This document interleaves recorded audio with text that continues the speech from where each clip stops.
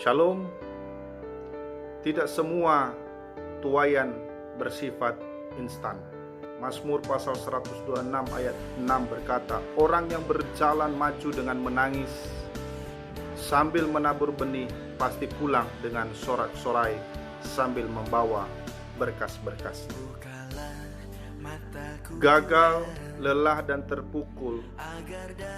Pada akhir tahun 1737, John Wesley kembali ke Inggris.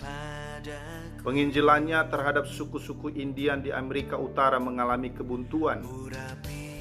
Pelayanannya di gereja Georgia pun bermasalah. Saat Wesley mengalami krisis iman, Tuhan memperbaharui pemahaman rohaninya. Berbeda dengan pengajaran pada masa itu. Ia meyakini bahwa keselamatan tersedia bagi semua orang, bukan hanya orang-orang tertentu. Dan setiap orang dapat mengalami Tuhan secara pribadi. Akibatnya, saudara, pintu-pintu gereja tertutup baginya. Namun, jalan Wesley bukannya tertutup. Wesley mulai berkhotbah di tempat-tempat terbuka, di mana orang-orang berkumpul. Ratusan masyarakat kelas bawah yang tertindas dan terabaikan satu persatu ditobatkan. Saat jemaatnya menjadi terlalu banyak untuk diperhatikan, ia membentuk kelas-kelas dengan 11 anggota dan seorang pemimpin. Meski mengalami banyak tantangan, gerakan ini bertumbuh cepat. Wesley pun tidak pernah memperlambat langkahnya. Setiap tahun ia menempuh 4.000 mil dan semasa hidupnya ia membawakan sekitar 40.000 khotbah.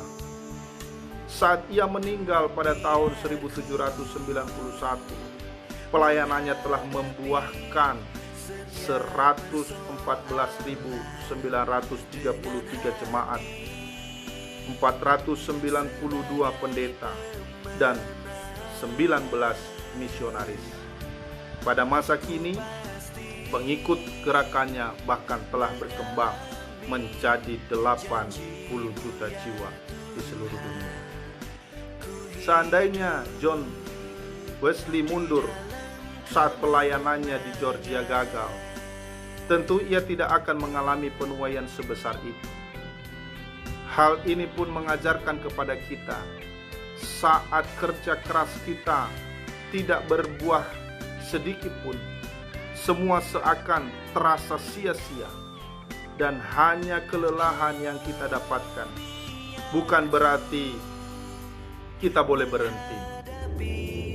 Justru saat kita menyerah, kita akan kehilangan kemenangan yang sebenarnya yang sudah Tuhan sediakan bagi kita. Tetaplah bekerja keras dan berikan yang terbaik dari diri kita. Yakinlah bahwa setiap usaha kita tidak akan sia-sia. Kalau kita pantang menyerah, Tuhan sendiri yang akan berperang dan memberikan berkas kemenangan ke dalam tangan kita. Amin.